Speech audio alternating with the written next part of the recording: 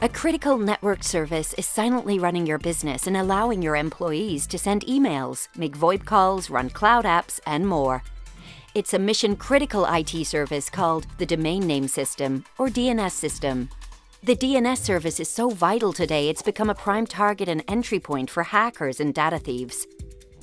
As a matter of fact, 77% of companies face DNS attacks and suffered irreparable damage and loss. In particular, loss of business, application downtime, data theft, and more. Unfortunately, traditional security solutions such as firewalls, IPS, or anti-DDoS systems are not adapted to protect DNS services against attacks such as flooding the DNS server with a high number of requests, creating a low volume of specific DNS requests causing capacity exhaustion, or attacks exploiting bugs and flaws in DNS services or protocols. But there's an ironclad solution to protect your DNS services: the Efficient IP 360-degree DNS security solution.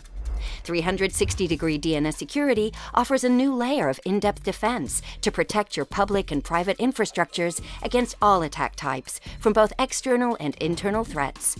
Efficient IP patented innovations ensure unmatched continuity of your vital DNS services, even during the most menacing and powerful attacks. The solution is fast to deploy, easy to maintain, and highly effective.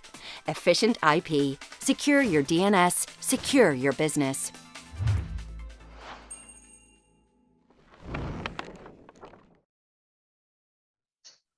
Ya, baik Bapak, kami persilakan. Oke, terima kasih Bu Rahel. Perkenankan saya untuk share screen dulu ya. Oke, apakah screen saya sudah terlihat?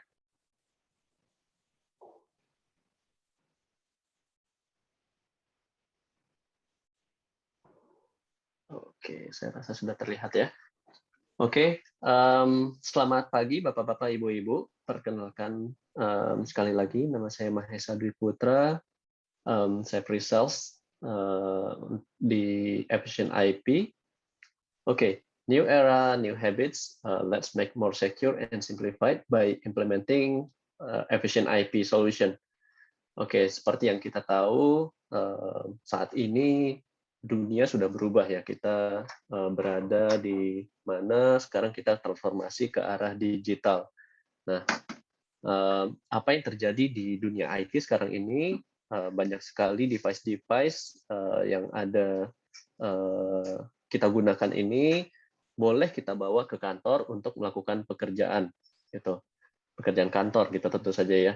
Nah, lalu banyak juga aplikasi-aplikasi yang diciptakan gitu atau yang di-develop untuk dikhususkan membantu activity kita sebagai manusia ya, di mana mungkin kalau misalnya kita dulu mau melakukan transfer gitu ya dari satu nomor rekening ke nomor rekening lain, kita harus langsung menuju ke ATM-nya. Nah, kalau sekarang kita tinggal klik saja gitu dari handphone, itu sudah bisa tertransfer dengan sangat mudah sekali.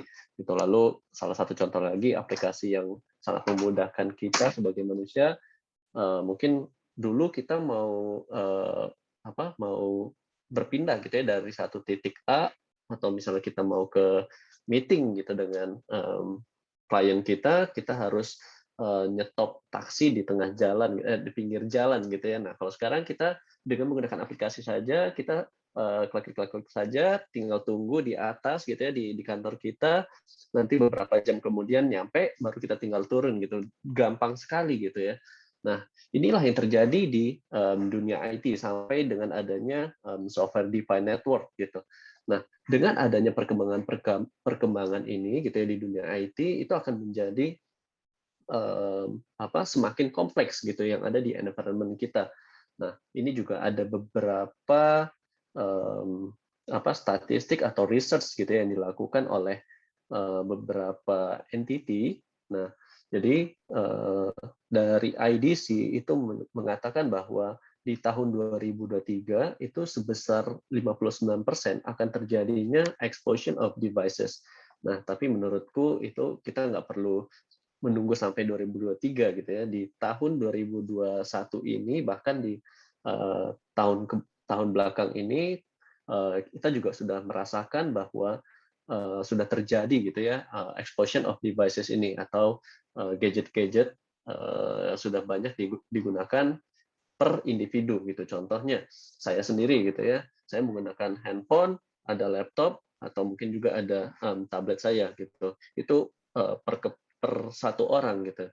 Nah, belum lagi kalau misalnya dalam satu kantor ada let's say misalnya ada 500 orang, maka kita bisa bayangkan ada banyak sekali device yang harus kita manage dan harus kita berikan IP address gitu. Nah, lalu belum lagi tentu saja ketika kita ada kantor, kita mau melakukan keamanan dengan menggunakan surveillance camera atau CCTV gitu ya. Nah, itu akan menjadi satu device tambahan karena CCTV sekarang sudah menggunakan IP juga ya, atau sudah termasuk menjadi satu device IoT gitu. Nah, itu juga yang harus kita manage gitu. Nah, inilah yang terjadi di dunia IT saat ini. Lalu research berikutnya itu di tahun 2022 gitu ya, kita juga merasakan bahwa kita ini sekarang sedang di masa pandemi dan kita bekerja langsung dari rumah gitu. Nah, akan banyak sekali akses-akses working from home ini dari rumah mengakses ke aplikasi intranet atau aplikasi yang reside di HQ atau di branch gitu misalnya. Nah, itu merupakan satu akses yang harus kita amankan kembali. Tadi juga Pak Christian sudah menyebutkan ya bahwa untuk kita mengamankan sebuah aset itu banyak sekali aspek yang harus kita lihat. Kalau misalnya tadi ada kita pandemi ini ada karyawan working from home gitu ya mengakses aplikasi dari identity-nya aja gitu ya. Itu kita harus sudah melakukan proteksi sampai ke level aplikasi tadi gitu. Nah, lalu juga seperti saya mention tadi di saat ini gitu ya kita sudah banyak sekali aplikasi-aplikasi yang membantu aktiviti kita sebagai manusia gitu ya. Tadi salah satu contohnya ada banking atau misalnya ada aplikasi Grab atau Gojek untuk membantu kita berpindah dari satu titik ke titik yang lainnya. Oke. Nah, lalu tren lainnya gitu ya di dunia IT saat ini adalah kita juga mempercayakan aset kita itu di-deploy di cloud provider gitu. Nah, ini juga merupakan sebuah tantangan ketika misalnya kita ada aset yang tersebar, kita punya DC, kita punya DRC, dan kita juga ada aset di cloud, kita harus memanage dan sebisa mungkin kita consolidate gitu ya. Jadi agar tidak terbagi-bagi monitoringnya antara DC, DRC dan cloud. Nah, maka kita membutuhkan sebuah solusi lagi gitu. Nah, tantangan-tantangan inilah yang kita kita rasakan ketika kita transform ke arah digital ini. Itu tentu saja dengan kita transform ke arah digital itu akan ada impact juga terhadap environment kita yang menyebabkan semakin kompleks gitu untuk kita manage dan kita protect gitu ya. Oke. Nah, dari tantangan-tantangan yang saya sudah sebutkan tadi gitu ya. Ini ada beberapa konsekuensinya ketika kita tadi transform ke arah digital. Yang pertama itu dari sisi network tentu saja. Nah, ada beberapa hal yang ketika kita commissioning atau kita provisioning gitu ya. Ketika kita provisioning ada let's say kita ada beberapa server yang membutuhkan beberapa IP, terkadang ketika kita config-nya itu masih terjadi konflik atau terjadi misconfiguration gitu ya. Belum lagi ketika tadi kita ada aset juga yang ada di cloud. Oke. Nah, lalu kedua, mungkin konsekuensinya itu adalah akan terjadinya akses yang sangat lambat karena tadi environment kita ini sudah sangat kompleks gitu. Belum lagi ketika kita juga sudah menerapkan atau mengimplementasikan beberapa security device gitu ya yang menjadi hub gitu. Nah, mungkin ini akan menjadi sangat kompleks lagi gitu. Belum lagi ketika aksesnya harus ke cloud dulu atau mungkin dari branch harus ke HQ dulu baru ke internet dulu. Nah, ini akan menjadi sebuah tantangan juga gitu. Nah, ketika kita punya aset yang tersebar gitu ya, nah kita akan lack of visibility gitu terhadap aset-aset kita yang tersebar tadi. Gitu. Lalu tentu saja dari sisi security-nya kita juga harus memperhatikan ketika aset kita tersebar tadi, atau misalnya kita punya 5 branch bahkan lebih gitu ya. Nah, kita harus menempatkan security device untuk memproteksi aset-asetnya kita ini gitu. Lalu dari tentu saja dari sisi resilience atau availability gitu ya, kita menginginkan agar ketika ada aset kita atau let's say aplikasi kita satu down, itu bisa di backup dengan aplikasi lainnya dengan sangat cepat atau dengan instance gitu. Nah, bisnis risk-nya itu ketika konsekuensi ini ya tentu saja resikonya bisa terjadi network outage gitu, atau network outage ini bisa terjadi gara-gara workload yang sangat besar sekali gitu ya.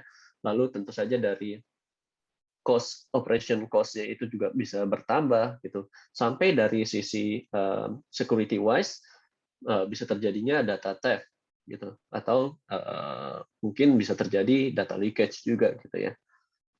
Oke, ini yang terjadi ketika kita transform ke arah digital gitu ya.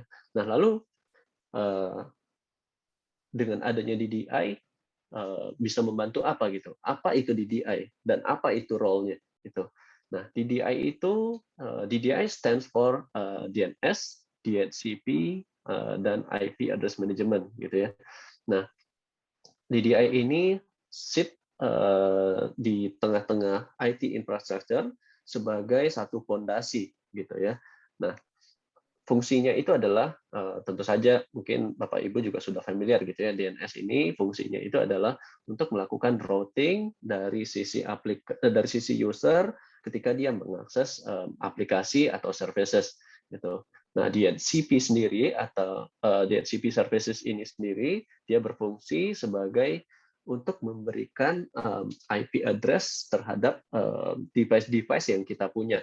Tadi kalau misalnya saya ada punya 3 device gitu, ada laptop, ada handphone, ada tablet gitu ya.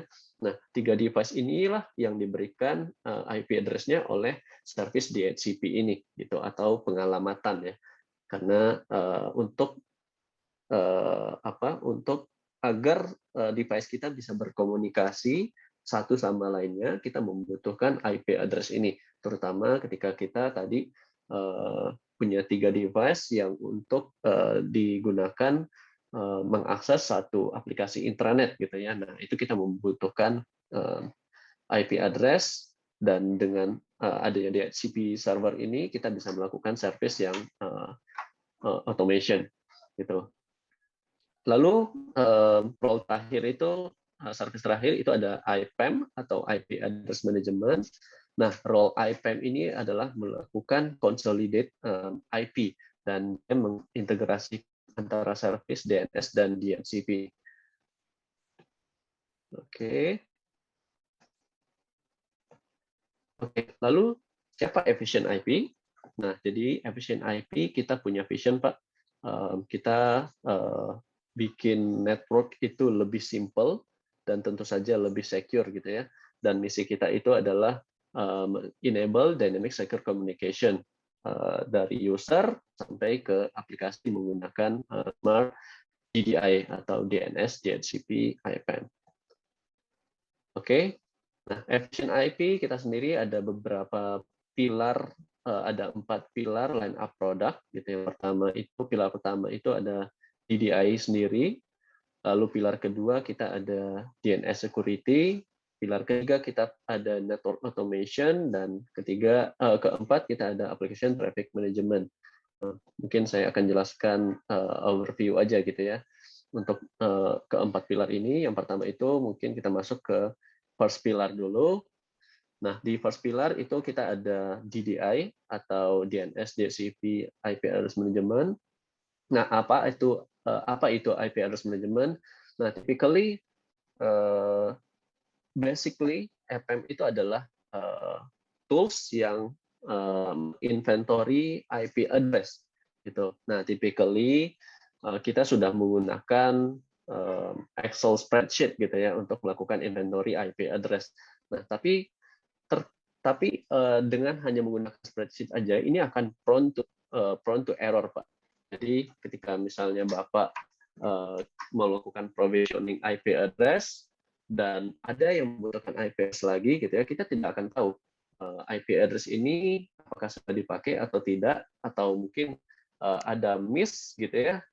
Kita somehow ketika kita lakukan inventory dan input ke dalam Excel ini kita tidak sengaja typo gitu, atau mungkin kita tidak sengaja mendelete satu kolom gitu ya.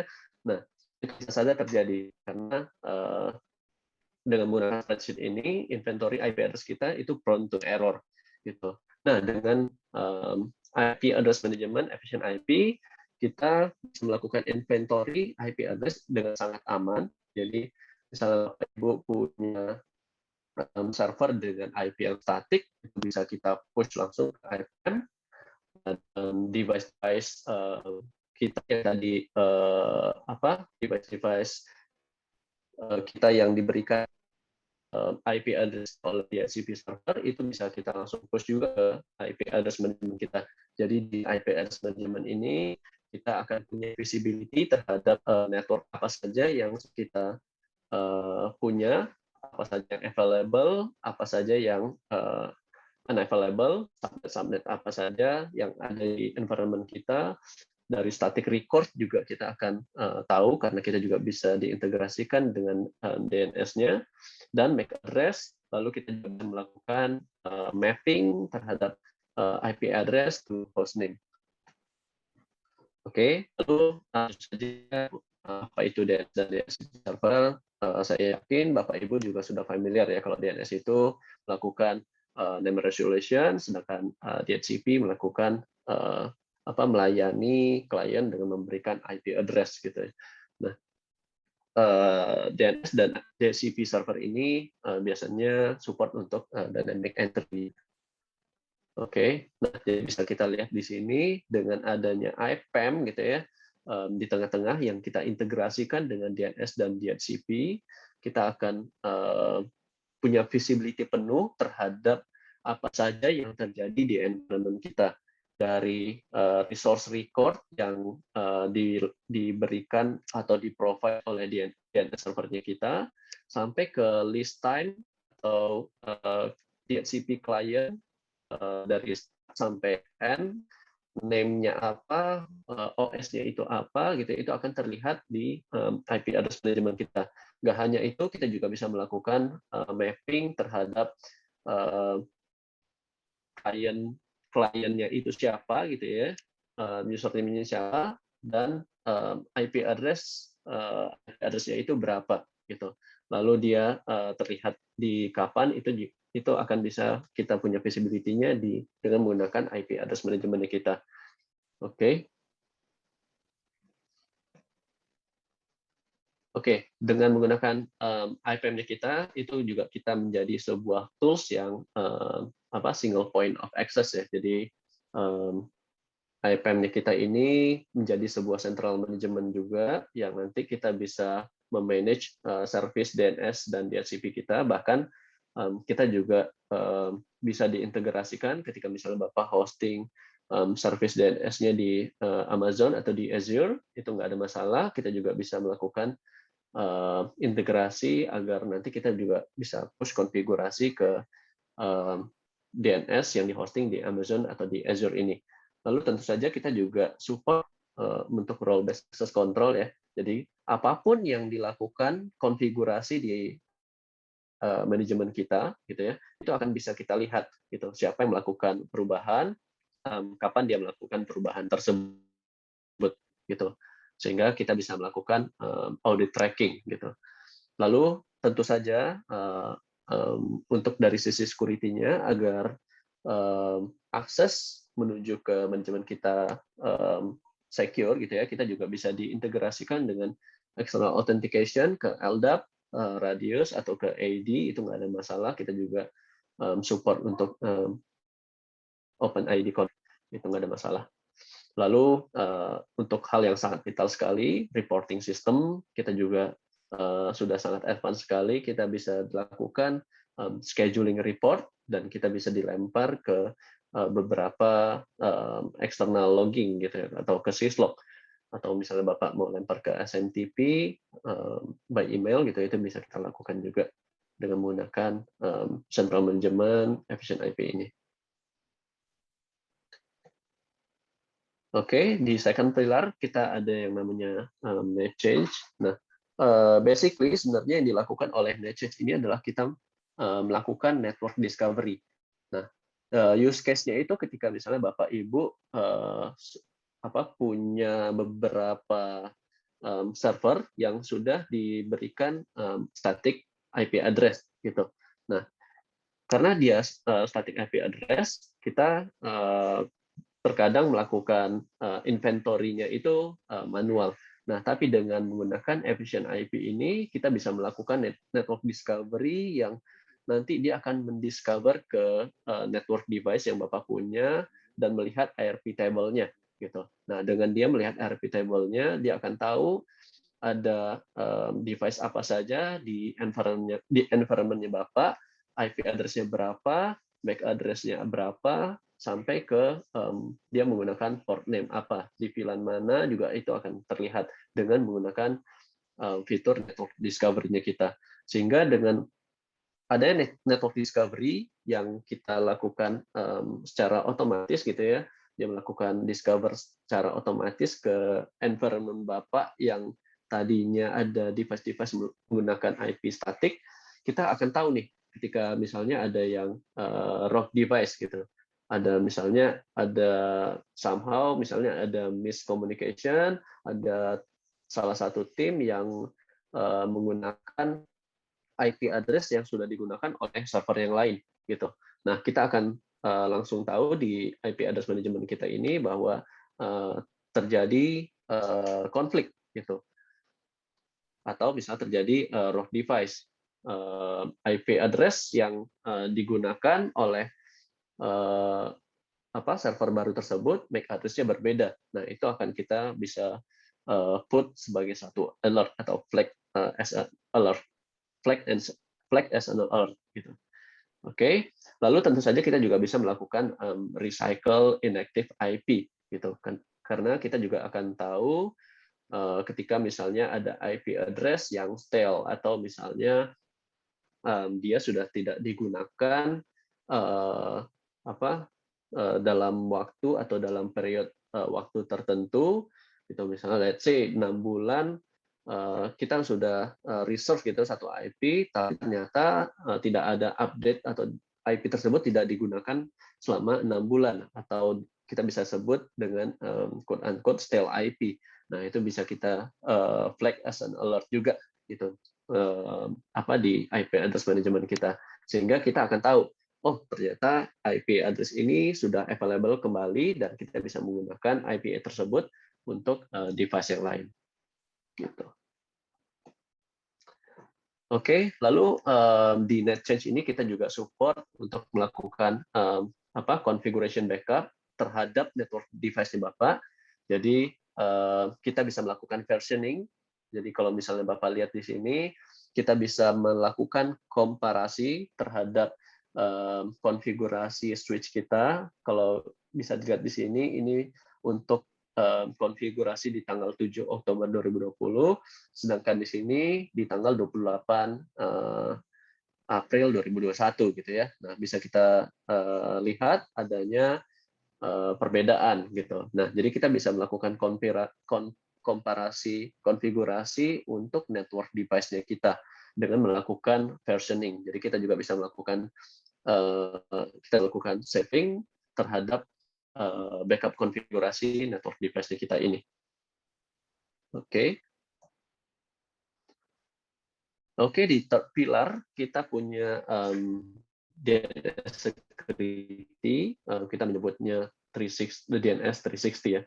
Jadi saya mungkin akan jelaskan sedikit ya kenapa DNS itu perlu kita securekan, perlu kita proteksi lebih lanjut.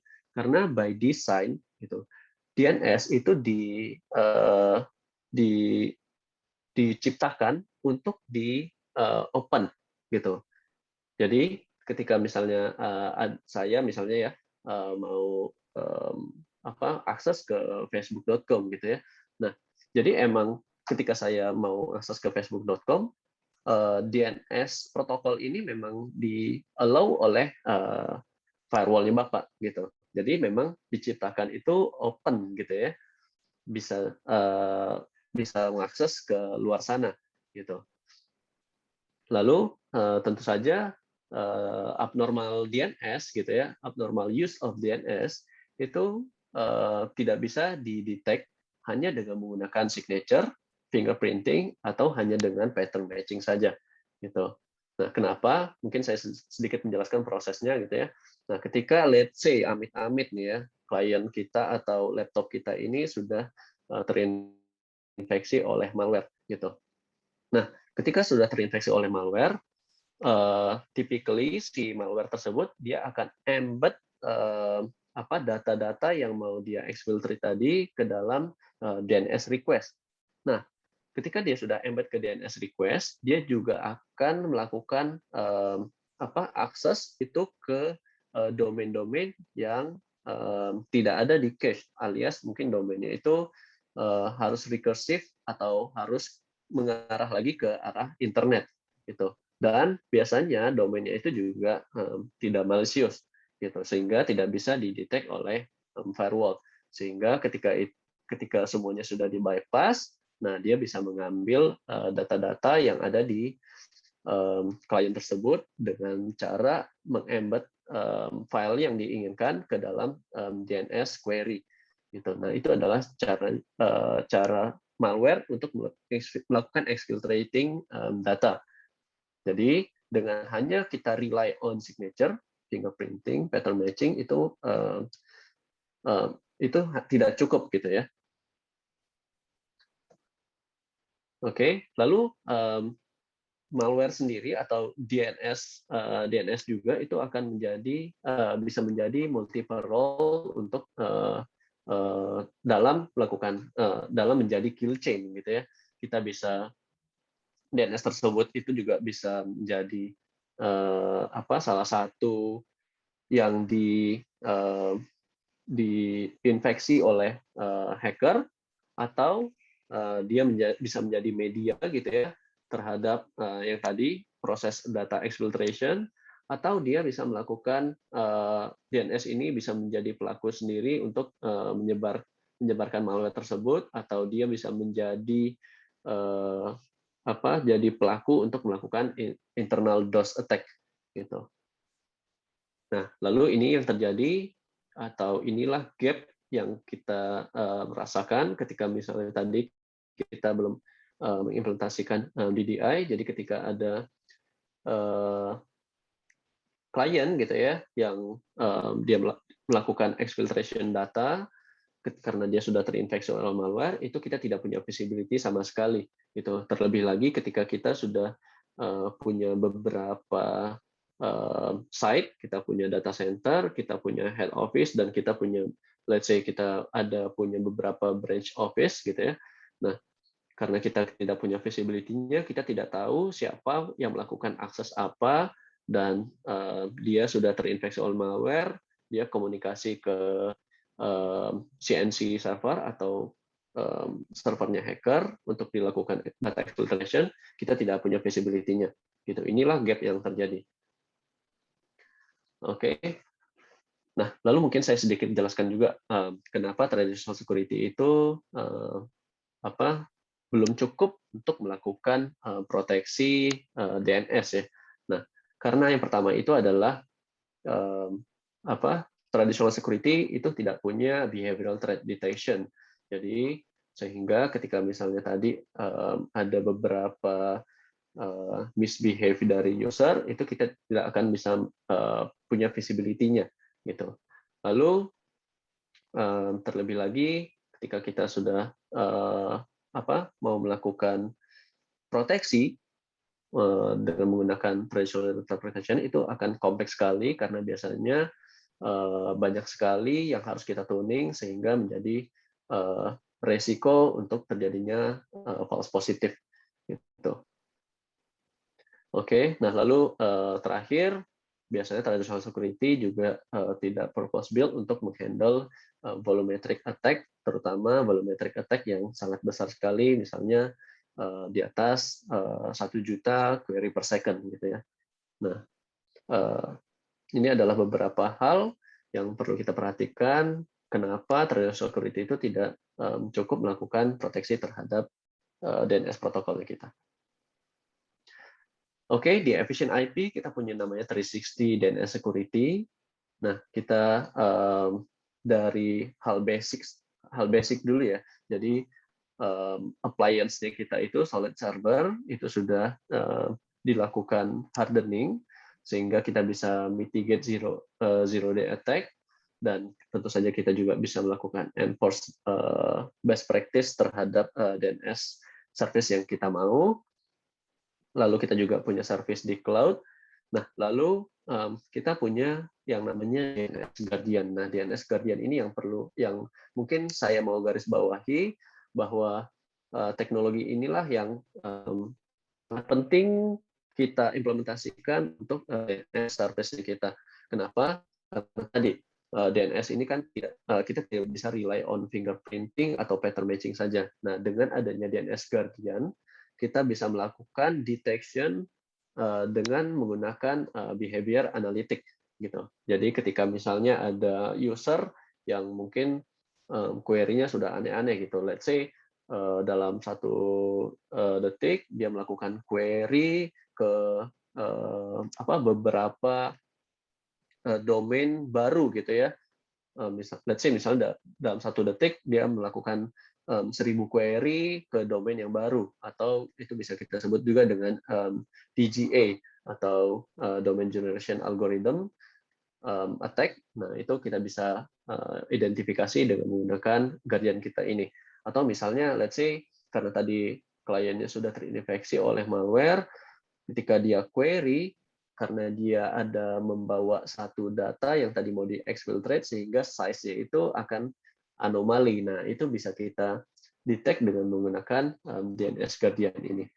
Dan tentu saja kita juga punya ada namanya DNS Plus yang di build purposely untuk melakukan absorb extreme DDoS attack gitu. Jadi appliance kita yang namanya Blast itu bisa kita deploy ketika atau DNS Blast ini kita bisa deploy ketika misalnya Bapak ada concern terhadap service DNS Bapak ini sering terjadi atau sering diserang oleh DDoS attack gitu. Nah, itu bisa kita deploy. Oke, nah ini adalah foundation dengan menggunakan DNS Security Efficient IP. Yang pertama tadi seperti saya mention sebelumnya, kita menggunakan hardened OS, dan kita mempunyai manajemen dan service yang separate, gitu, jadi terpisah. Atau Bapak mau melakukan availability untuk manajemennya sendiri, itu bisa kita lakukan across geographically. Misalnya Bapak punya mau dilakukan high availability dari DC ke DRC, itu bisa kita lakukan. Lalu untuk update manajemennya sendiri, itu kita juga sangat simpel sekali, kita bisa lakukan di GUI. Oke, lalu kita ini satu-satunya mungkin yang advantage dengan menggunakan Efficient IP, kita punya hybrid DNS engine, Pak. Nah, hybrid DNS engine ini sangat berguna sekali untuk kita mitigate zero day attack gitu. Ketika misalnya salah satu engine itu ada vulnerability, kita bisa switch ke engine yang lainnya tanpa adanya downtime dengan sangat seamless sekali gitu.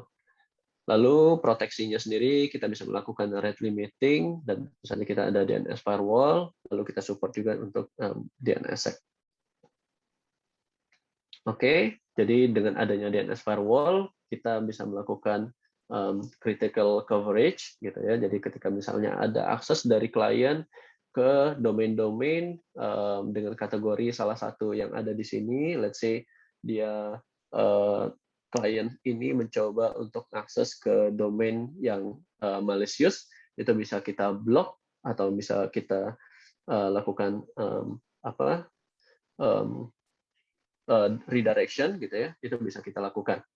Lalu kita juga bisa melakukan locate dan eliminate.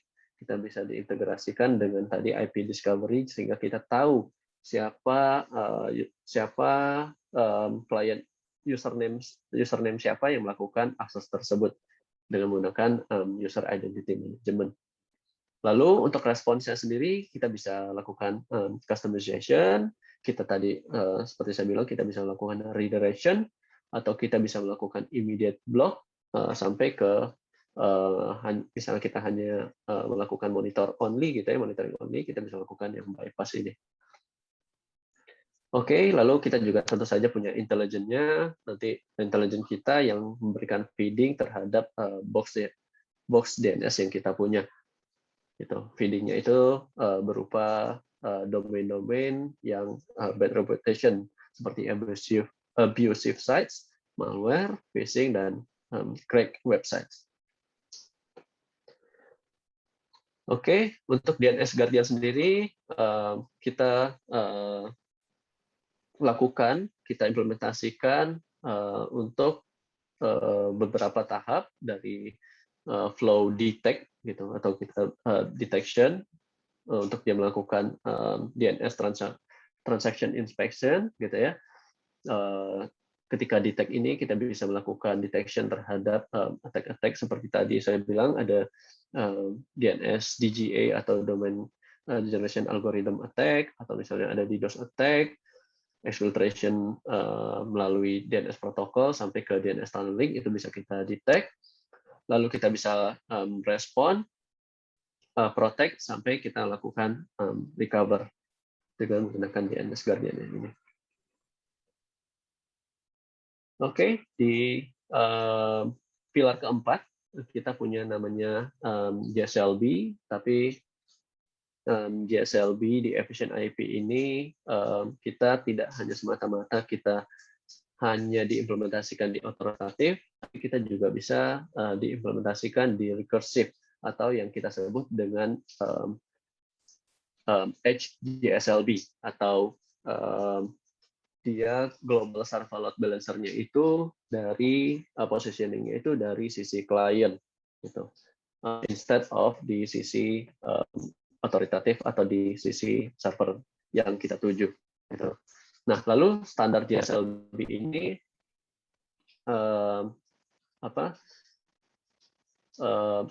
standar GSLB function ini dia itu diindikasikan dengan adanya kompleks, dia sangat kompleks untuk di deploy. Lalu biasanya itu akan inaccurate untuk melakukan evaluation. Lalu biasanya terjadi latency atau penurunan user experience. Oke, nah lalu dengan adanya Edge GSLB ini kita bisa melakukan geolocation ya, jadi kita bisa di deploy itu sedekat mungkin dengan klien sehingga kita akan tahu nih misalnya ada aplikasi satu kita yang ada di DC sedang down itu akan ketahuan langsung di sisi klien instead of dari sisi server atau di authoritative servernya sendiri yang sudah dekat dengan servernya gitu. Nah, itu adalah advantage dengan menggunakan Edge GSLB. Lalu tentu saja kita bisa punya beberapa algoritma, kita bisa di deploy sebagai round robin, bisa based on response time dan bisa based on layer 4 until layer 7 gitu. Oke. Lalu tentu saja kita bisa di deploy juga sebagai NACAS resiliency. Jadi klien itu nanti hanya akan tahu satu IP NS recursive yang nanti di belakangnya itu ternyata ada beberapa service DNS recursive kita gitu. Jadi akan sangat akan sangat berguna sekali untuk mensimplify network. Oke, lalu lastly, ya, halo.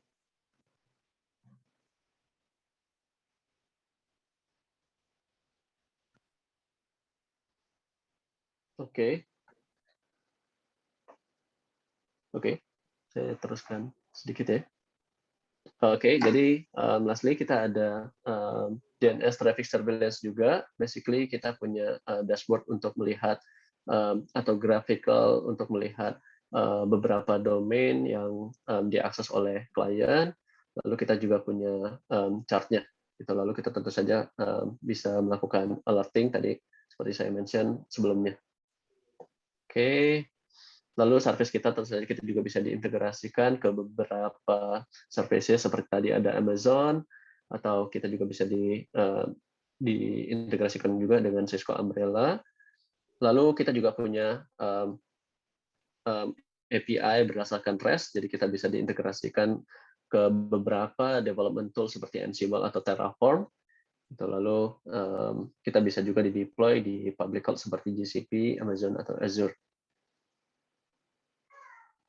Oke, jadi string dengan efficient IP, pertama itu adalah kita sangat mudah sekali untuk di deployment, kita punya smart architecture, nanti mungkin besok akan saya demokan gitu ya, fungsi utama dengan menggunakan smart architecture ini ketika kita mau melakukan scale up, itu akan sangat berguna sekali.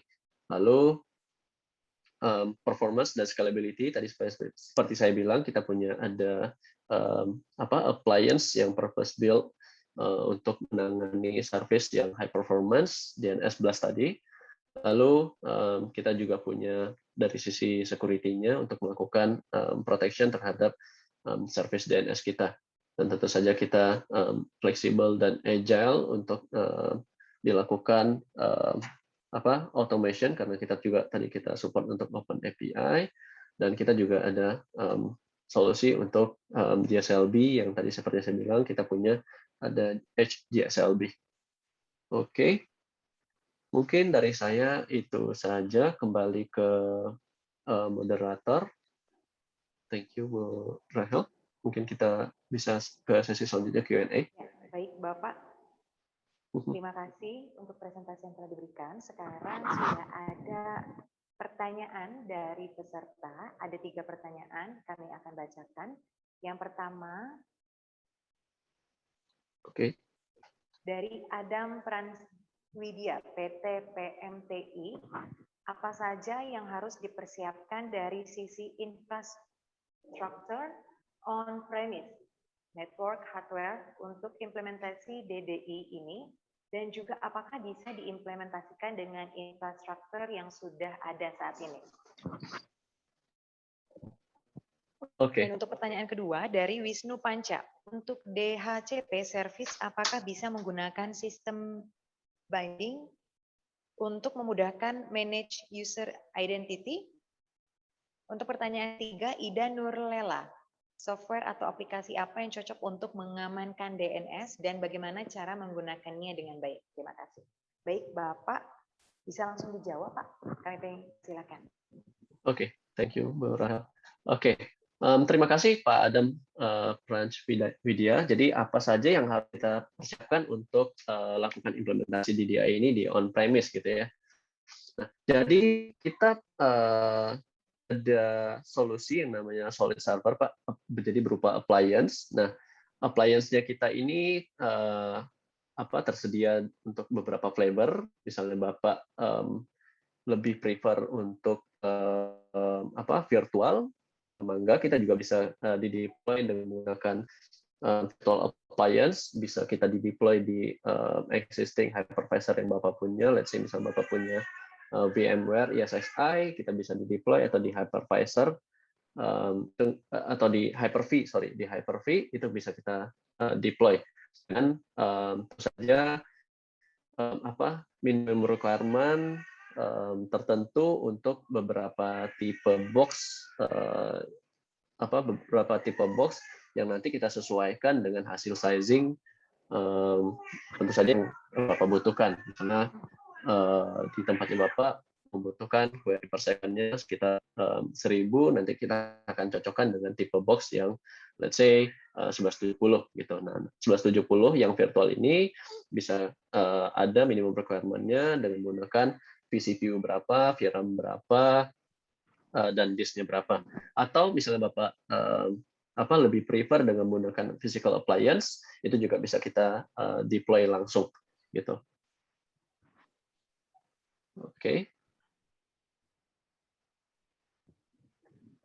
Dan juga apakah bisa diimplementasikan dengan infrastruktur yang sudah saat ini? Tentu saja bisa, Pak. Jadi seperti saya bilang, kita bisa diintegrasikan ke beberapa service, even kalau misalnya Bapak ada punya Microsoft DNS, kita juga bisa manage Microsoft DNS Bapak itu as an overlay gitu.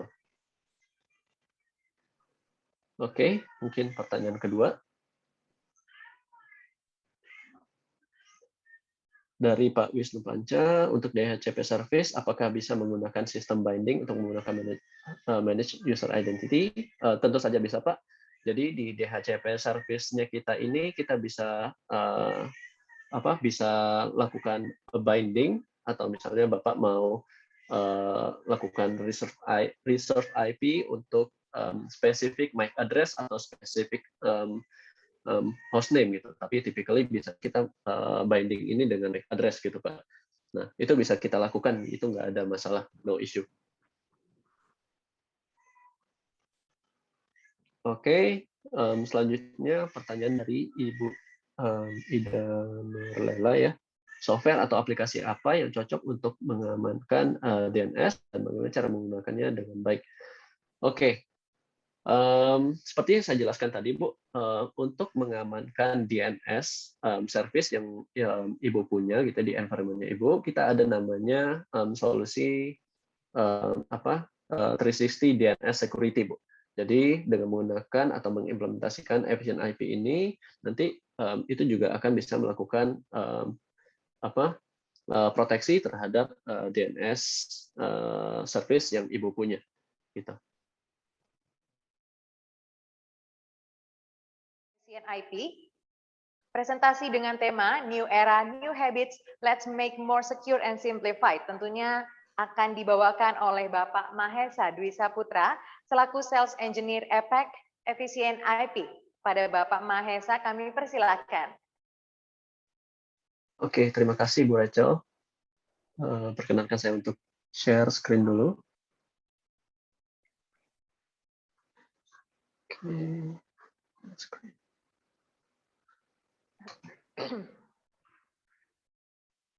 Ya, perkenalkan sekali lagi, nama saya Mahesa Dwi Putra. Selamat pagi, Bapak-bapak, Ibu-ibu. Saya pre-sales Efficient IP. Sesuai presentasi saya kemarin, judul kita saat ini adalah New Era, New Habits, Let's Make More Secure and Simplified by Implementing Efficient IP. Oke.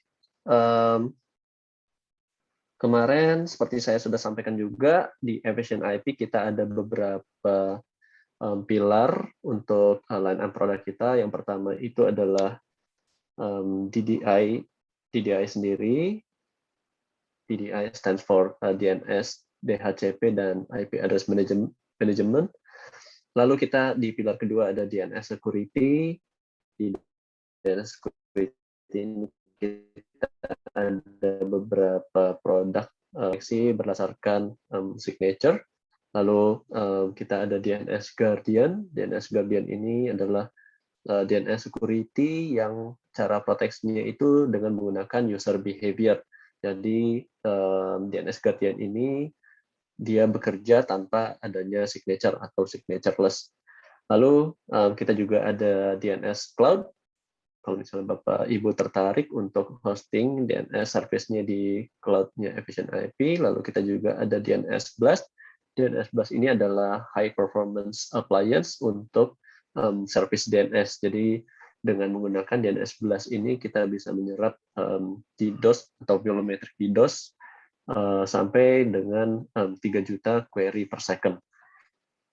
Oke, lalu di pilar ketiga kita ada network automation. Di network automation ini kita bisa melakukan discovery terhadap network devices di environment-nya Bapak, lalu kita bisa push ke IP address management kita sehingga nanti terlihat kita akan tahu, kita punya visibility bahwa ada yang ternyata ada rogue device, atau misalnya ada seseorang yang menggunakan IP address yang sama, atau kita bisa bilang konflik IP ya. Atau misalnya ada network admin yang mungkin secara tidak sengaja atau miss gitu ya, miskonfigurasi sehingga menyebabkan overlapping subnet.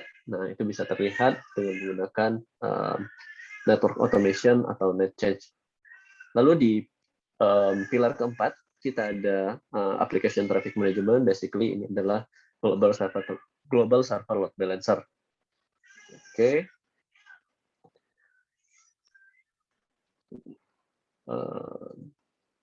Oke. Di Efficient IP kita appliance-nya itu namanya Solid Server. Solid Server ini kita bisa terdiri atau bisa kita offer dengan beberapa flavor. Yang pertama itu kita bisa menggunakan hardware appliance. Lalu kita juga bisa menyediakan software appliance. Lalu kita juga support untuk di-deploy di hypervisor menggunakan virtual appliance. Nah, di demo kali ini saya menggunakan virtual appliance. Sebentar, saya share screen dulu untuk lab saya. Oke.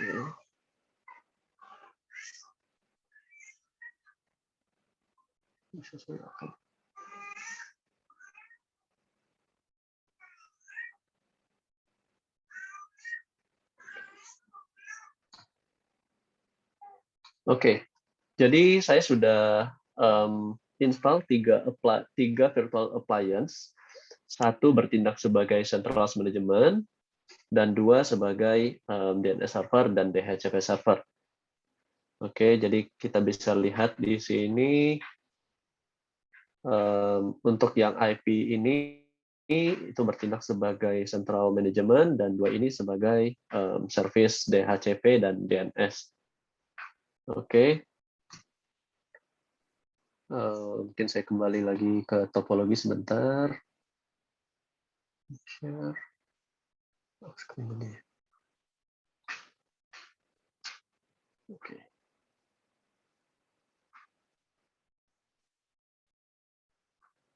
Oke. Nah, seperti yang saya sudah jelaskan kemarin juga, jadi dengan menggunakan solusi Smart DDI dari Efficient IP, kita bisa mengintegrasi service DHCP dan DNS kita terhadap IP address management, sehingga kita punya visibility menyeluruh apa yang terjadi dengan mungkin kali ini saya bisa mensimulasikan ketika misalnya ada klien yang join di networknya, mendapatkan IP dari service DHCP, lalu dia akan terreflect di IP address management, sehingga nanti kita bisa melihat siapa klien itu, dan dia ada di network mana. Lalu kita juga bisa melihat availability dari network tersebut, dan nanti IP address management ini juga akan enforce atau akan synchronize ke DNS server kita, sehingga kita bisa melihat record dari hostname klien yang join ke network kita tadi. Gitu. Oke. Saya kembali ke sini. Oke. Tapi sebelum kita masuk ke demo simulasinya, jadi cara kita untuk mengakses ke GUI atau ke konsolnya Efficient IP, kita cukup melalui browser gitu aksesnya ya. Kita tinggal tembak ke IP-nya. Di sini saya melalui Mozilla Firefox gitu ya, akses ke GUI-nya, lalu nanti kita akan otomatis masuk ke dashboard-nya. Oke. Ketika kita mengakses ke GUI-nya ini, kita juga bisa support untuk autentikasi eksternal melalui LDAP atau Radius atau melalui ID, itu nggak ada masalah. Atau kita juga bisa menggunakan local database untuk user di Solid Server sendiri. Gitu. Di sini juga saya sudah menyiapkan ada beberapa user.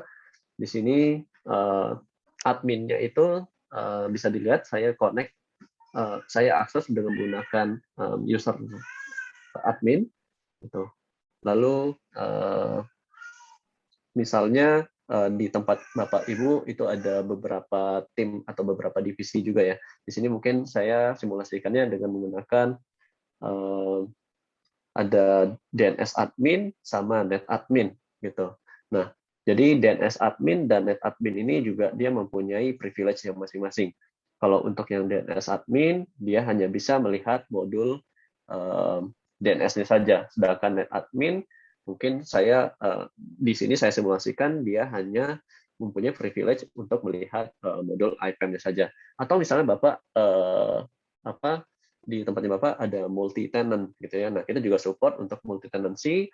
Jadi misalnya untuk tenant A gitu ya, dia hanya bisa melihat server tenant A, sedangkan nanti untuk tenant B dia hanya bisa melihat server DNS untuk tenant B saja. Itu bisa kita lakukan dengan menggunakan role-based access control di sini.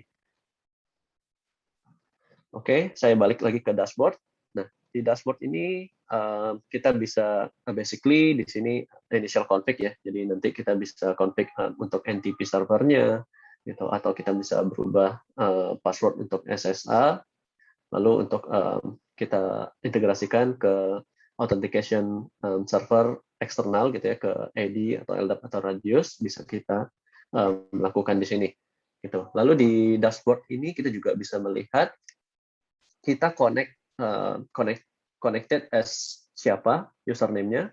Di sini tadi seperti saya bilang kita connected as admin. Lalu version yang kita gunakan, di sini saya menggunakan version 7.3.1. Lalu untuk expired date dari license yang kita punya. Lalu kita juga bisa melihat modul-modul apa saja yang ada di environment solid servernya kita ini. Gitu. Oke, lalu kita coba pindah ke service DHCP dulu. Oke, nah di DHCP ini saya sudah provisioning 2 server ya. Di sini ada DHCP 1 dan di sini ada DHCP 2. Gitu. Jadi kita punya 2 server yang saya gabungkan dalam smart architecture. Seperti saya yang sudah jelaskan kemarin, smart architecture itu adalah satu kontainer di solid server efficient IP, sehingga kita cukup melakukan konfigurasi hanya di smart architecture saja.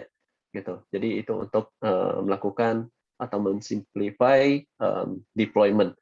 Jadi ketika saya sudah punya 2 server, saya masukkan ke smart architecture DHCP saya, lalu nanti saya akan cukup melakukan konfigurasi di smart architecture ini saja. Gitu. Lalu di smart architecture ini saya mengkonfigurasi untuk 2 DHCP server ini sebagai one-to-one, atau dengan kata lain 2 DHCP server ini bertindak sebagai aktif standby gitu. Jadi ketika DHCP 1 ini fail, maka nanti DHCP 2 ini akan take over sebagai server DHCP yang aktif. Gitu. Oke. Lalu ketika kita klik di Smart Architecture, nah saya sudah menyiapkan juga, saya sudah provisioning beberapa scope gitu. Jadi di sini bisa apa saja gitu ya scope-nya. Jadi kalau di sini saya ada simulasikan, di sini ada segmen atau scope untuk let's say kita punya 2 building gitu ya. Di sini ada building yang kedua. Lalu di sini mungkin saya juga akan simulasikan saya ada punya subnet untuk klien. Itu ini bisa apa aja, bisa misalnya Bapak di tempatnya Bapak ada lantai 1 atau lantai 2 sampai ke lantai let's say 30 gitu ya. Nah, bisa kita specify di scope ini gitu. Lalu di sini juga saya simulasikan ada segmen untuk DHCP service, segmen untuk DNS service, dan segmen untuk manajemen. Oke. Lalu di GUI ini kita juga ada untuk DNS servernya. Jadi di sini saya provisioning satu DNS server. Jadi kalau kita lihat di sini ada NS1 ya, yang saya sudah masukkan ke Smart Architecture. Oke, nah di sini ketika kita lihat untuk zone-nya, nah saya sudah provisioning. Di sini ada beberapa zone, termasuk ada acme.corp. Oke, ketika kita lihat resource record-nya, itu ada beberapa resource record juga. Oke.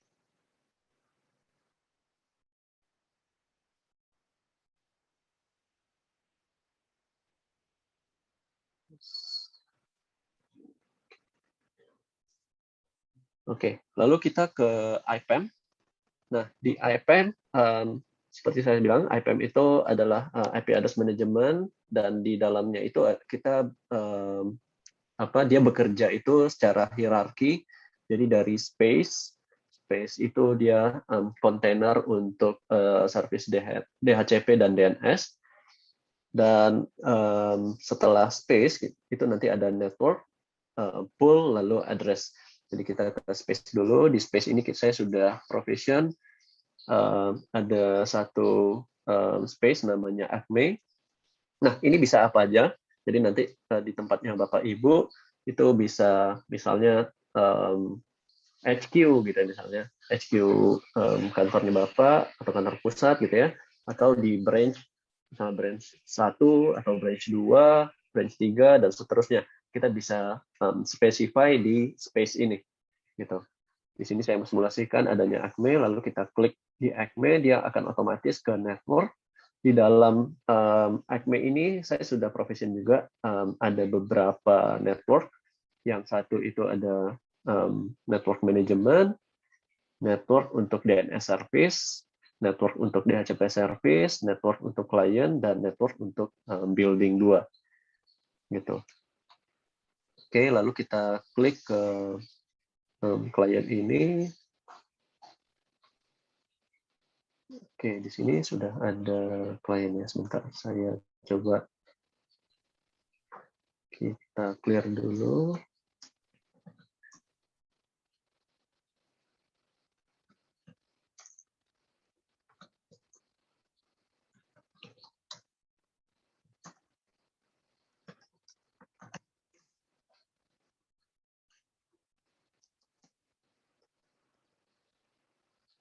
Oke, bisa dilihat di sini dia sudah terlepas atau tidak mendapatkan IP lagi. Untuk kliennya saya ada menggunakan Debian ya.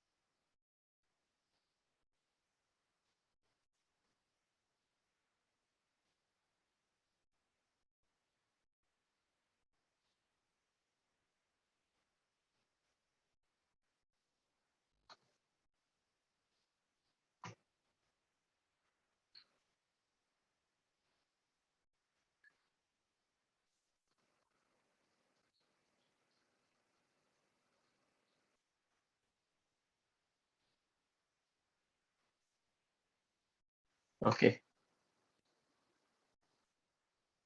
jadi kita kembali ke ACME. Oke, kita simulasikan sekarang seperti yang saya bilang tadi.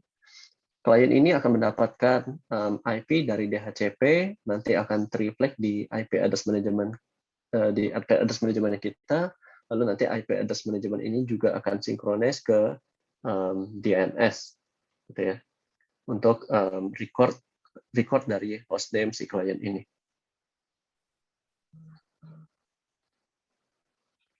Oke, dia kembali ke klien. Di sini dia tidak mendapatkan IP apa saja. Saya coba Masih belum bisa, oke.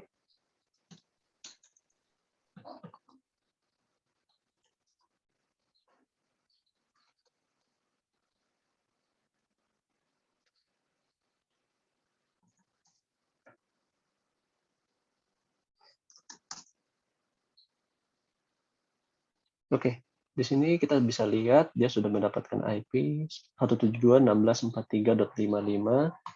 Kita kembali ke DHCP, lalu kita lihat listnya, apakah dia sudah mendapatkan IP. Nah, kita bisa lihat di sini bahwa klien kita sudah mendapatkan IP 172.16.43.55. Lalu dari DHCP, seperti saya bilang, dia akan terreflect juga di IPAM langsung secara otomatis. Kita bisa lihat di sini, oke, nah di sini ada kliennya kita, gitu ya, mendapatkan IP 172.16.43.55 dengan MAC address sekian, gitu ya. Jadi kita bisa lihat langsung di IP address management. Nah, dari IP address management ini juga akan synchronize secara otomatis ke DNS kita. Jadi di sini kalau kita lihat zone di name server 1 atau di server 1 DNS kita. Nah, lalu kita masuk ke zone acme.corp ini, kita bisa melihat langsung bahwa sudah ada a record untuk klien tadi, gitu, dengan hostname-nya debian 10.acme.corp, gitu. Jadi kalau misalnya saya balik lagi ke topologi, ketika ada klien kita yang connect langsung masuk ke networknya kita, diberikan IP oleh DHCP service, itu akan terreflect langsung di IP address management, dan IP address management akan push recordnya langsung ke DNS, sehingga kita punya visibility penuh terhadap apa yang terjadi di networknya kita, siapa yang connect di networknya kita, dan hostname-nya apa, MAC address-nya berapa, gitu. Kita punya visibility penuh dengan menggunakan DDI dari Efficient IP ini. Oke, itu untuk topologi yang ini. Mungkin sekarang saya demokan juga ketika kita mau melakukan scale up ya. DNS kita tadi baru ada satu, gitu ya. Baru ada satu. Nah, kita mau simulasikan misalnya kita ada DNS server baru lagi nih. Nah, kita mau lakukan scale up. Karena di sini kita baru ada satu, kita mau menambahkan agar DNS kita menjadi 2, gitu ya. Nah, itu kita bisa lakukan dengan sangat gampang dengan adanya smart architecture ini. Nah, di sini saya sudah provisioning, kita tinggal nambahkan sih sebenarnya ya. Misalnya ada DNS baru kita tinggal tambahkan di sini, kita namanya FQDN-nya ya, lalu manajemen IP address-nya berapa. Nah, lalu nanti akan muncul di sini. Nih, di sini saya sudah provisioning untuk DNS baru kita ini ada ns2.acme.corp, IP address-nya itu 172.16.40.7 gitu. Oke. Nah, jadi di sini kalau misalnya kita lihat, di sini kalau kita lihat zone-nya itu masih kosong ya, alias ini DNS servernya masih baru gitu ya. Oke. Nah, jadi gimana cara kita mau melakukan menambahkan DNS yang baru ini agar punya konfigurasi yang sama dengan DNS kita yang lama gitu ya. DNS yang lama kita kan sudah punya zone dan resource record-nya gitu ya. Nah, kita tinggal tambahkan di Smart Architecture, kita tinggal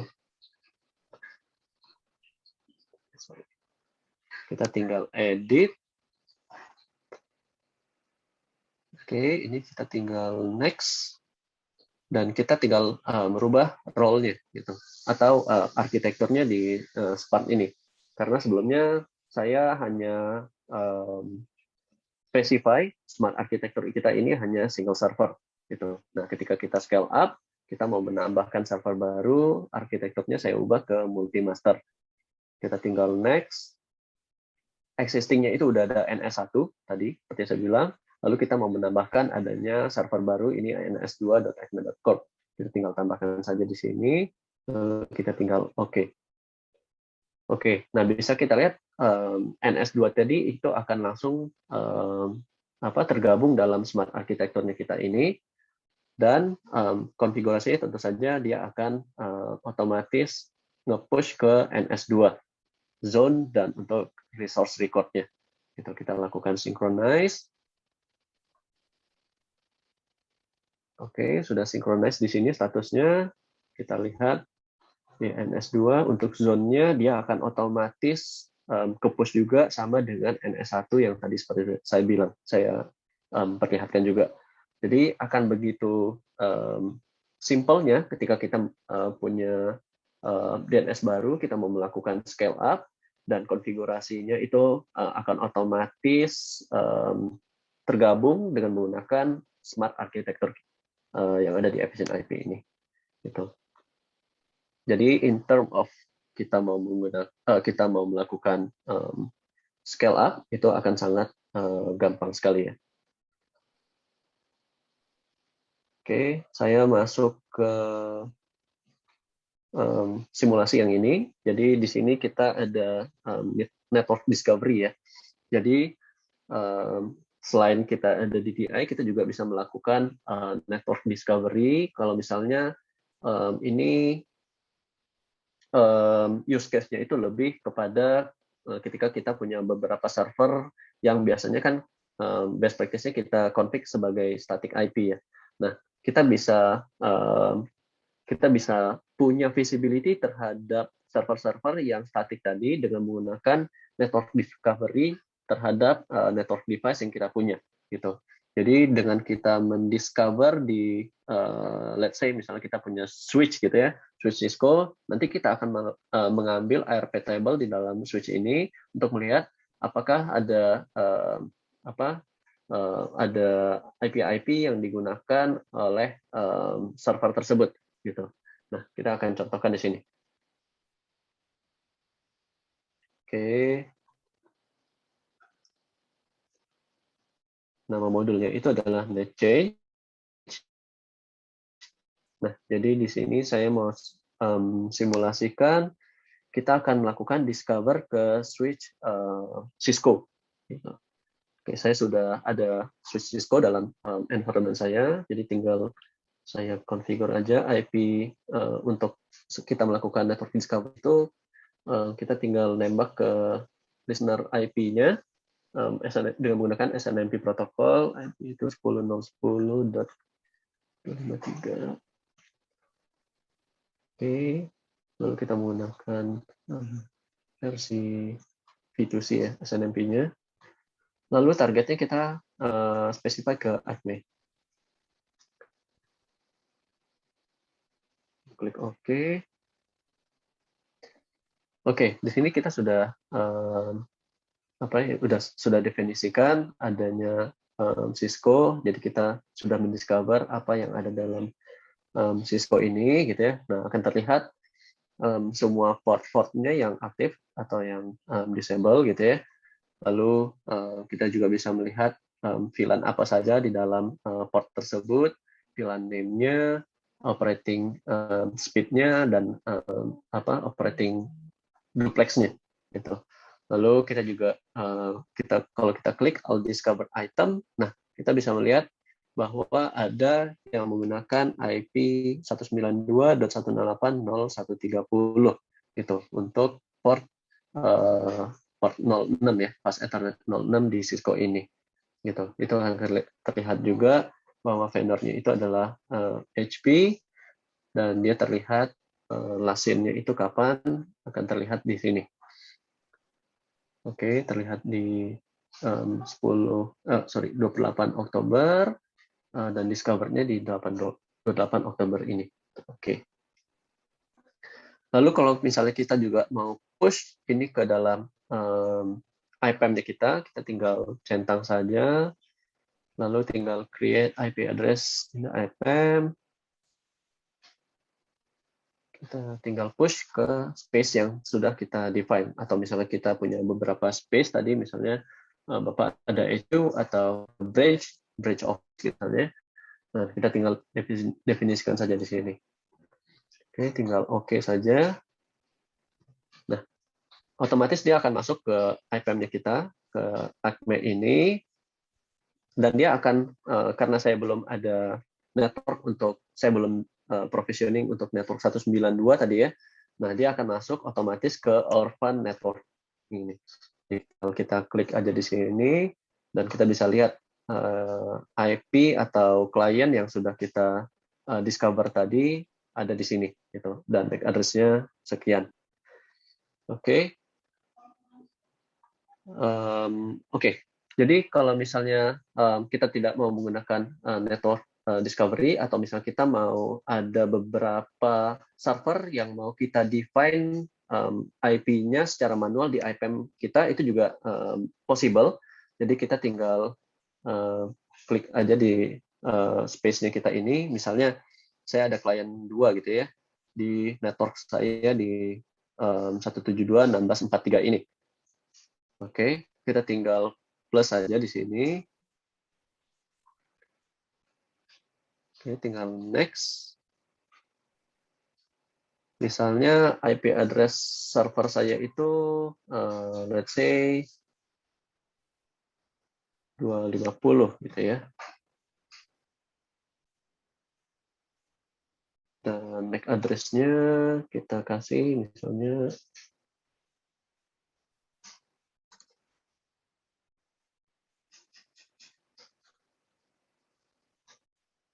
short term-nya misalnya server 1. Oke, dia akan otomatis. Oke, tidur maksudnya.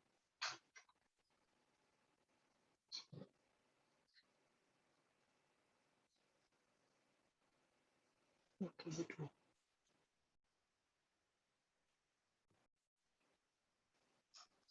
Kita next.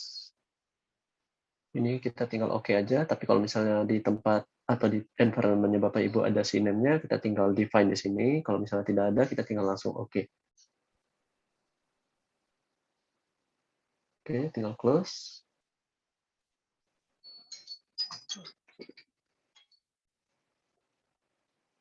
Ini harus di nopal tadi ya.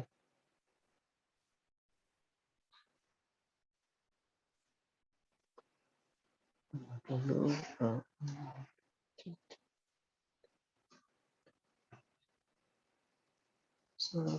F1.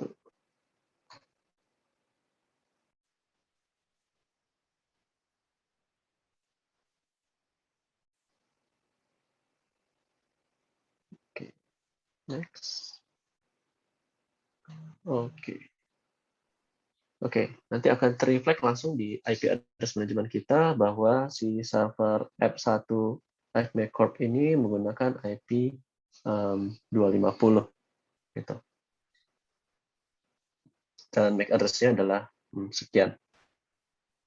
Oke, jadi di IP address management kita ini kita juga bisa mengetahui berapa usage IP terhadap satu network. Misalnya untuk yang network client ini kita bisa melihat dia sudah 1,6% untuk pemakaiannya. Atau misalnya Bapak Ibu mau melakukan filter juga ya. Jadi misalnya kita mau melihat network yang usage-nya itu sudah di atas 1% gitu misalnya. Nah, kita tinggal filter aja di sini. Nah, nanti akan kelihatan network yang usage-nya itu di atas 1%.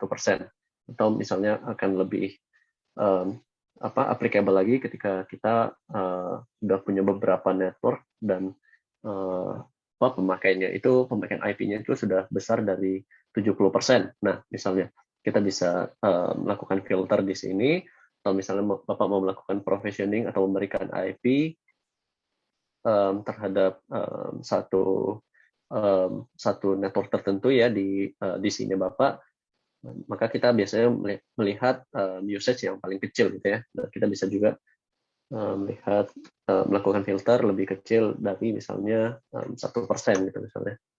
Nah, itu akan terlihat dan kita bisa melakukan filter sesuai dengan yang kita inginkan atau secara fleksibel ya. Oke. Oke, mungkin dari saya itu saja sih. Oke, sebentar. Saya juga belum menunjukkan, misalnya dari klien kita ini mau melakukan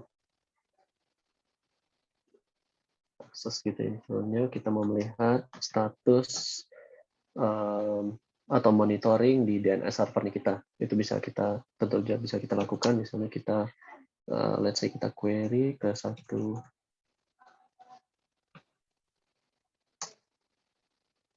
Oke, kita query. Terlihat di sini kita menggunakan server 41.6. Kita kembali ke GUI-nya. Terlihat terus di 40.6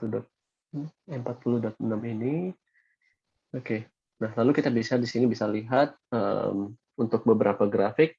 Di sini ada cache size-nya atau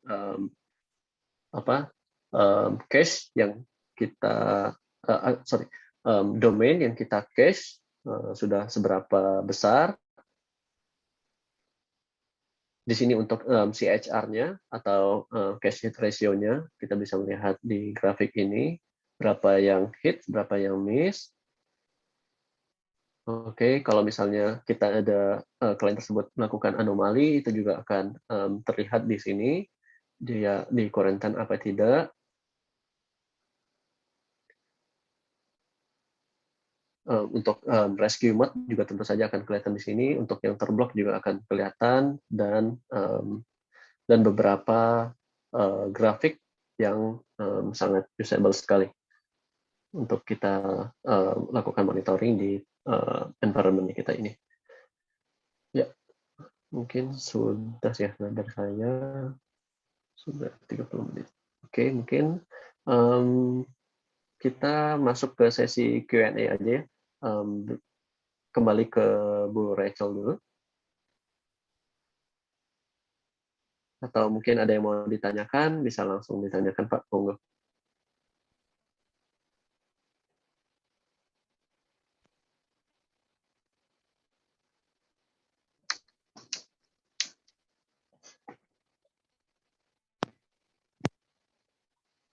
Oh, oke. Sudah ada di kolom chat ya.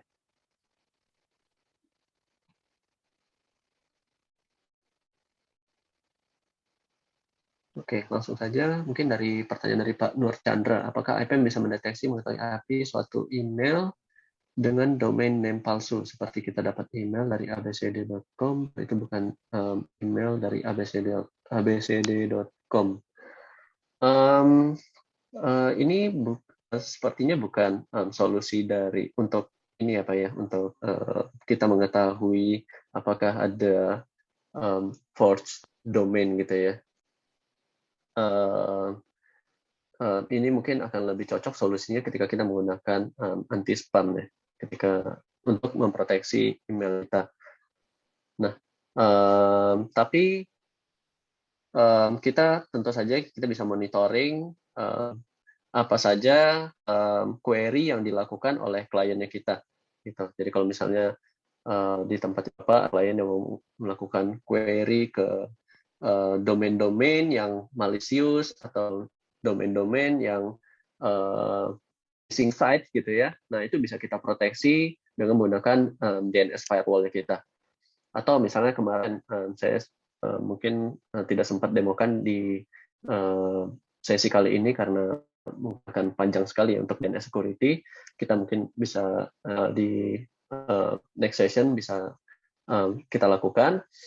Jadi kita juga punya DNS Guardian. Jadi ketika klien ini melakukan anomali query gitu ya, let's say dia sudah terkena malware dan dia mencoba untuk melakukan DDoS attack terhadap satu domain gitu. Nah, itu bisa kita lakukan proteksi dengan menggunakan DNS Guardian ini. Jadi dia akan melihat bahwa ada satu klien yang misbehave gitu ya. dia melakukan anomali query, dia melakukan misalnya dalam 1 detik dia mengenerate adanya 1000 query kan atau bahkan lebih gitu ya. Nah, itu bisa kita deteksi dengan menggunakan DNS Guardian. Oke. Lalu pertanyaan selanjutnya dari Pak Yusuf ya, dari Syaf, bagaimana cara kita mendeteksi IP konflik atau duplikat IP dengan IPAM? Apa ada notif ke email yang didaftarkan atau bagaimana? Terima kasih. Oke, ini pertanyaan bagus Pak.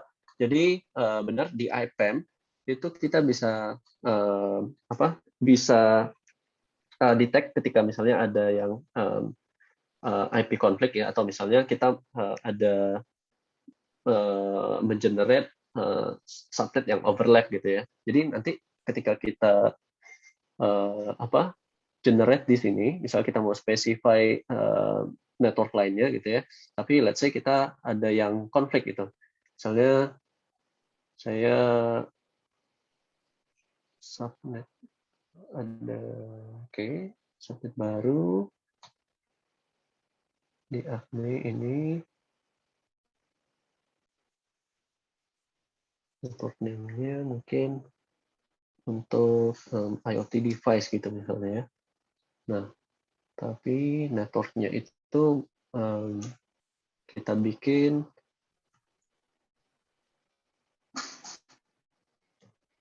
overlap gitu ya Pak.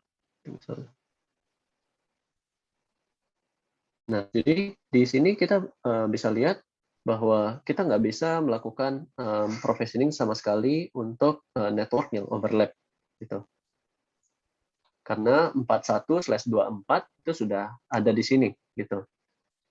Ketika kita mau bikin satu network yang lebih besar lagi yang mau overlap dengan 41.0/24 ini, itu tidak akan di-allow oleh IP address management kita ini. Oke. Lalu untuk yang IP konflik itu kita bisa bisa kita simulasikan juga Pak. Mungkin saya tidak sempat provisioning di sini, tapi saya sudah menyiapkan use case-nya juga. Jadi ketika ada yang konflik gitu ya, jadi let's say ada user yang yang sudah mempunyai static IP 11.4 dengan MAC address C900 gitu ya. Lalu ada klien lagi gitu ya, dia dapatkan IP yang sama gitu ya, gitu. Tapi MAC address-nya berbeda gitu. Oke, nah lalu nanti akan terlihat di IPAM-nya kita ini bahwa dengan menggunakan net change gitu ya, dengan menggunakan net change itu nanti akan terlihat bahwa IP tersebut konflik karena ada MAC address yang berbeda menggunakan IP address yang sama. Ini kita bisa deteksi dengan menggunakan net change, modul net change ini yang di-push ke IPAM. Ada pluginnya lagi, net change to IPAM. Tentu saja kita bisa melakukan deteksi seperti itu.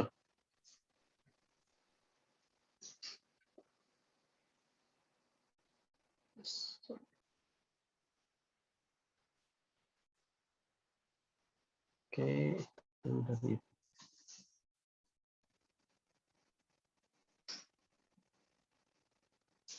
dari Pak Yusuf ya tadi ya. Oke, pertanyaan selanjutnya dari Pak Wisnu Panca, Mas Maesa, kalau di antara switch Cisco dan endpoint terdapat unmanaged hub, oke, apakah semua perangkat pada unmanaged hub tersebut masih terbaca? Oke, ini pertanyaan bagus sekali Pak. Jadi untuk yang tadi, yang modul net change ini kan saya bilang kita bisa melakukan network discovery ya. Nah, network discovery ini cara kerjanya itu dengan menggunakan protokol SNMP. Nah, selama si unmanaged hub ini support untuk SNMP ya, protokol SNMP dan ada listener-nya, kita bisa membaca RP table terhadap device unmanaged hub ini gitu.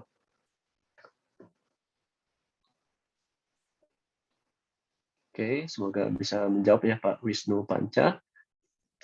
Oke, mungkin ada pertanyaan selanjutnya dari Pak Nur Chandra. Pengelolaan Docker itu bisa yang ada di klien atau di server itu sendiri.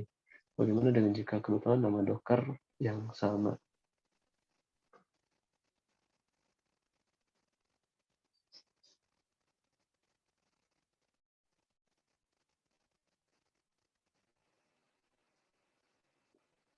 kebetulan nama Docker yang sama, name yang sama gitu maksudnya ya Pak.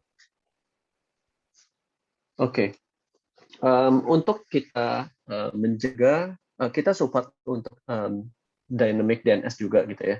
Jadi ketika misalnya ada dua klien gitu ya, ternyata atau satu klien ini dia sudah terbaca di IPM kita dengan hostname sekian, dan ternyata pas ada yang connect ke atau join ke dator kita menggunakan hostname yang sama gitu ya.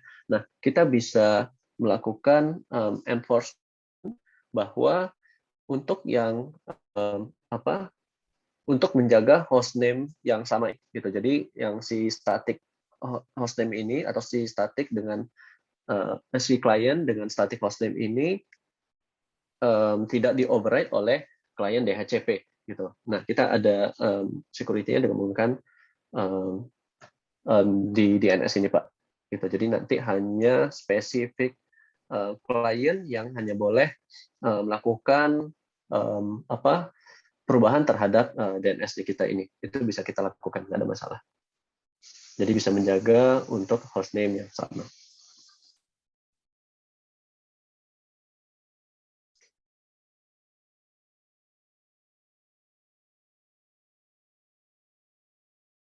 Oke, mungkin kalau tidak ada pertanyaan lagi, saya kembalikan ke moderator. Back to you, Bu Rachel. Baik, Bapak. Terima kasih Bapak Mahesa Dwi Saputra untuk pemaparan yang telah diberikan.